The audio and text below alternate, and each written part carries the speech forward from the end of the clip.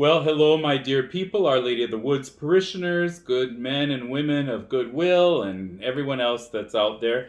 This is the weekly address for our parish, Our Lady of the Woods in Woodhaven. This is Father Bob.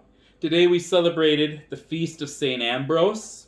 He died in 397 AD.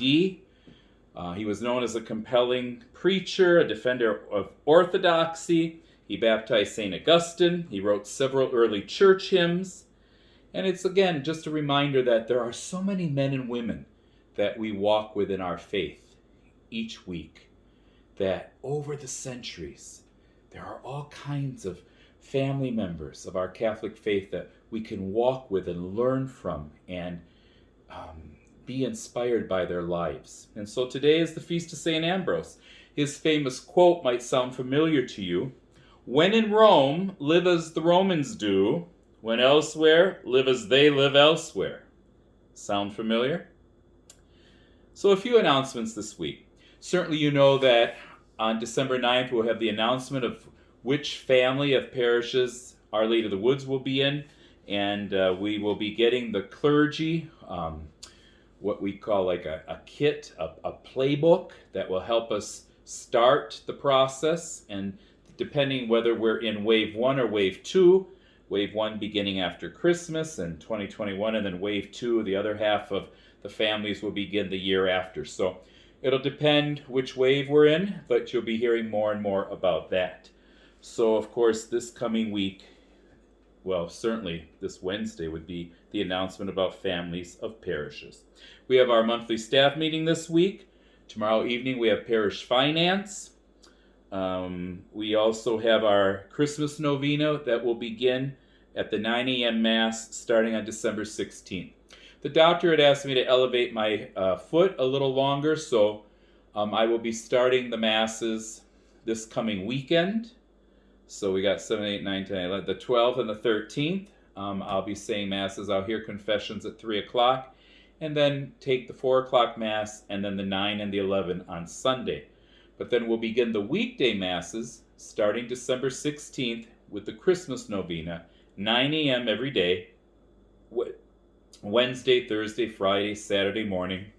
Novena prayer will be said at the weekend Masses, and then we go back to Monday, Tuesday, Wednesday, and we end on Christmas Eve morning. So I certainly hope to see many of you there. December 17th, there'll be the Sacrament of Reconciliation available in church. It won't really be a service. You'll just come in and we'll be hearing confessions. I think there might be another priest that will be helping me, but certainly I'll be there. Don't forget your Christmas Mass passes. The 4 o'clock on Christmas Eve is already full. The others are getting close, but you still have some space. Please don't forget that when you get there, if you don't have a pass, you'll just have to wait for a while. We have a backup protocol. Overflow goes into the chapel, into the gathering space, into the social hall. And again, we ask you, as Mary and Joseph were welcomed in a foreign, almost unfamiliar place, even though it was the birthplace of David's ancestors, and they couldn't find any place in the inn. We hope that you'll open your heart, that if you don't get to the exact seat where you usually sit, that we're just there still celebrating life. So again, those Christmas Mass passes, you can go online to check into them. Also, there'll be the opportunity for the Sacrament of Reconciliation after each of the Christmas novena Masses every morning after the Mass. You can still call me by appointment. And of course, Saturdays, December 12th and the 19th, from 3 p.m. until about 3:45, I'll be listening to the Sacrament of Reconciliation. So I think at this point, that's all I kind of wanted to share with you. We do go through certain COVID-19 protocols. One of the catechists did end up showing positive. I think there were 2 of them actually. So we are doing what we have to do with quarantine and testing certain individuals. We have to make sure that our bubble is as healthy as it can be. So catechists will be taking their Zoom classes from their homes. They won't be coming in at this time. I just wanted to close today with a beautiful, one of my favorite spiritual writers is Joyce Rupp.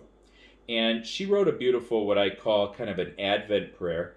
And I love the words, I love the imagery. And so I really wanted to close with that today. And Joyce Rupp, Advent prayer. Star of wonder, radiant goodness, today I turn to you as the source of love. I remember your light dwelling within me. Keep me mindful of your transforming presence. Shine this goodness and love on each person with whom I come in contact this day. Draw me to your irresistible love. I open my whole being to you. I send your love forth into our world. May all those who suffer find solace in your love. May all of creation be at peace. That's my prayer for you this week. May all creation be at peace. May you find peace as we've entered now into the second week of Advent, as we're approaching the third Sunday, Gaudete Sunday, the Sunday of rejoice. May you find peace this week.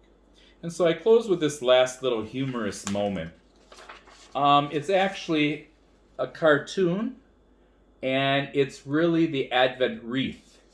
And the Advent wreath, all 4 candles are characterized, and there's someone going to light the 4 candles. You can see that they're all with their eyes there. And it says, Sie zuerst aber sie brennt echt viel schöner. And what is it really saying? You first. The candle's saying to the others. The other ones say, no, you first. And then looks and says, but you burn a lot nicer. So it's like none of the candles want to be lit. And they're saying to each other, no, you go first, because you burn a lot nicer.